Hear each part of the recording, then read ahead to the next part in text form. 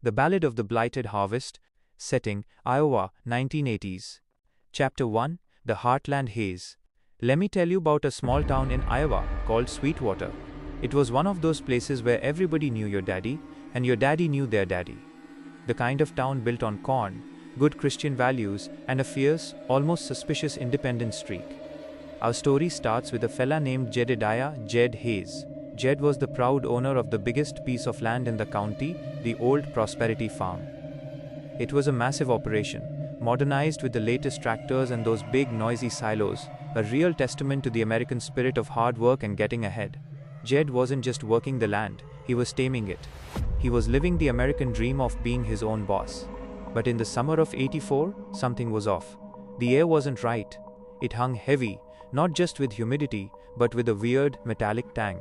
And the corn was wrong. Jed's field stretched out, miles of emerald green, but right in the center, there was a patch, maybe 50 acres, that was sick. The stalks were stunted, the leaves were curling up like burnt parchment, and the ears were coming out black, covered in this nasty, shimmering fungus nobody had ever seen. The locals called it the blight. "It's just the weather, Jed," old Sheriff Brody would say, chewing on his toothpick. "Too much rain or not enough. Just needs a good round of fungicide." But Jed knew better. He was a farmer. He knew his dirt. This wasn't some regular fungus. This was malice in the soil. Chapter 2, The Sins of the Soil. Jed started digging into the farm's history. You see, the Prosperity Farm hadn't always been Jed's. Back in the 1930s, during the Great Depression, when times were real tough, the land was owned by a small, tight-knit community of Dust Bowl migrants, folks who had nothing but their hope and their hands. They didn't believe in the big mechanized farming Jed practiced. They worked the land with nature, not against it.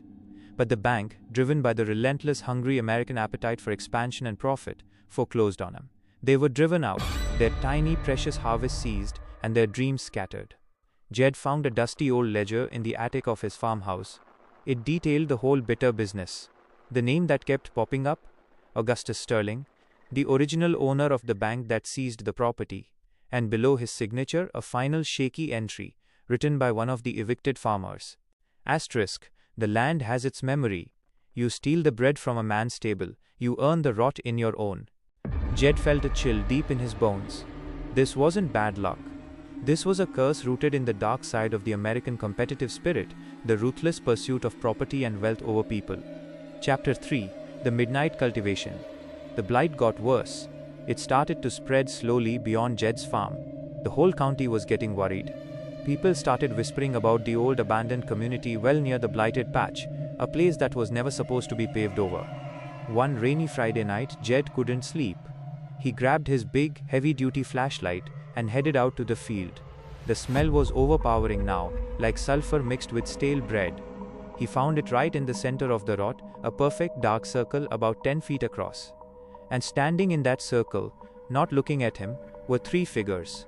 They were silhouetted by the moonlight, wearing old faded denim overalls, the kind from the 30s, and wide-brimmed straw hats. They looked like the ghosts of those evicted farmers. They weren't moving much. They were just working the soil with ancient-looking hand tools, gently pushing something back into the dirt. They were cultivating the blight. Jed's blood ran cold. He yelled, "Hey! What in the tarnation are you folks doing on my land?" The figures paused. Slowly, too slowly, the middle one turned its head. It wasn't a skull, but it wasn't exactly a face either. It was a shifting mass of dark, rich soil, with two glowing white points where the eyes should be. And it spoke. Its voice was a dry, scraping whisper, like corn husks dragging over concrete. Asterisk, "You own the deed, Jedediah. But we own the debt. It is time for the harvest of the soul." Chapter 4, The Price of Progress. Jed ran like the devil himself was on his heels. The next morning, the sickness wasn't just in the corn anymore. It was everywhere. Sheriff Brody's prize-winning Holstein cow was found dead, bloated and black near the property line.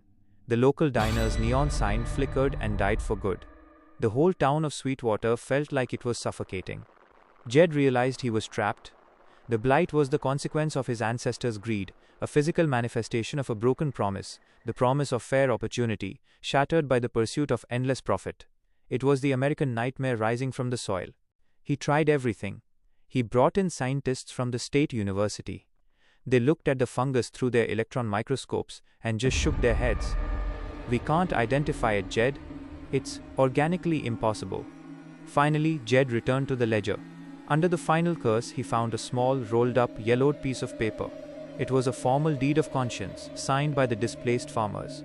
It stated that if the land was ever to be truly purified, the inheritor of the farm had to renounce the original unlawful seizure and give back the equivalent of the land's value in a way that truly benefited the community, not just a corporation. He had to honor the original humble American spirit of community over capital.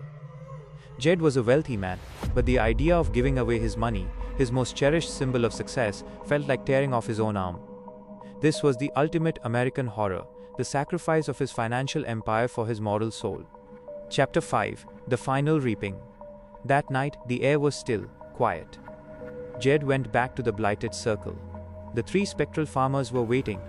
"I know what you want," Jed whispered, the flashlight beam trembling in his hand. "The debt."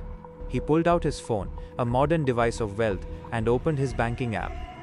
He digitally signed over a massive portion of his assets to a newly established Sweetwater Community Land Trust, dedicated to providing small, sustainable plots for local families, just like the ones the original farmers lost. He effectively used the tools of modern finance to undo the damage of past financial greed. As the transfer went through, the ground around the Blighted circle started to quake. The three figures didn't look pleased, they looked satisfied. The middle one raised its hand, a fist of dark, rich soil, and pointed it at Jed. A single, black, spore-covered cornstalk shot up from the ground and wrapped around Jed's wrist, drawing blood. "The debt is paid in coin," the soil figure rasped. "But the price is paid in flesh. This blight is now bound to the bloodline that profaned the soil. You are the host." Then, with a sound like 100,000 dry leaves scattering, the figures dissolved into the ground. The next morning, the blight was gone. Jed's farm was pristine. Sweetwater started to breathe again. The Prosperity Farm became a county marvel, growing the best corn in the state. Jed had his dream, but it was different now. He felt the blight still, not as a fungus, but as a chilling, deep-seated fatigue.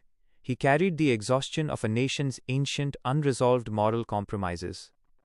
And every year on the day of the harvest, a small, black, perfect ear of blighted corn would grow right next to his bedroom window. Jed Hayes kept working. He never told a soul what really happened. He lived out the rest of his days, a successful American farmer, a pillar of his community, running his tractors, selling his grain, but always feeling the cold, silent rot in his own soul. Because in America, you can run from your debt, but you can never run from the history you bury. And sometimes, what you sow isn't what you reap, it's what reaps you. Now, how'd you like that, pal? A little slice of Americana with a whole lot of fear wrapped up in it.